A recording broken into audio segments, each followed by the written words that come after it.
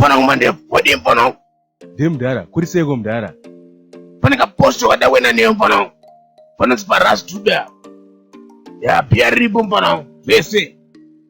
Panofura futu vana mfana wangu. Ko ndekupiko ko mdara? Kunowanikwa dobenya here kwamuda kutiendesa? Ya kare muno munharaunda mfana wangu. Saka bo mdara, tobaya mdara. Wao unongo chitonhora. Panonzi Rasta dube mfana wangu.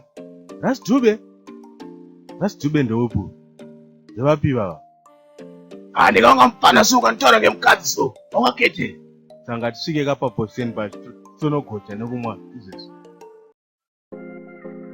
Rasta dube, mutseko Rasta dube apo. Bamne njirafu. Madi bamne njirafu.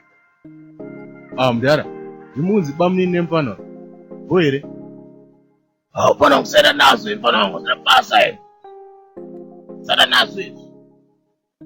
Tupa posto mfana wangu. Jirafu, koya nezudo ndiani? Uya anonzi soko lishasi mfana wangu. Anonzi soko munharaunda. Masiyane, unofamba wose ngemagaro. Soko murisei? Kurisei soko? Hapana soko, mani soko. Wariendwa kulanchi kapa soko? Ndo zvandiri kutofunga izvozvo. Zvamukufunga ndo zvandiri kutofunga. Handotodya sadza. Ngatize madinga esakaungana apa. Tinodya sadza lunch. Ngatitize madinga soko, ngatitize madinga soko. Ndakuri Rasta dube, Rasta dube chibaba. Chibaba Rasta dube, Rasta dube. Kwamuswene nezambeze. No soko, harisi kudzika, ndine nyongoka. Ndine nyongo. Last month. Saka bo handi. Ndakuri Rasta dube, chibaba, Rasta dube. Wati musazoita kazve last time. Makazodzoka mune mavheji mazino. Tati hatina mbodya. Nezvitsvairo zvandataura padeni. Zvekunon'ona mazino. Saka bo handi. Usazokangana upukuta muromo ka. Unodya mazondo. Chibaba chiri kupisa Rasta dube. Chibaba chiri kupisa Rasta dube. Ndiye Rasta dube wacho, umamutsvara mdara? Ndiye kawe, asina muziya here mfana wangu. Maya. Ndinyatsomuziya zvangu.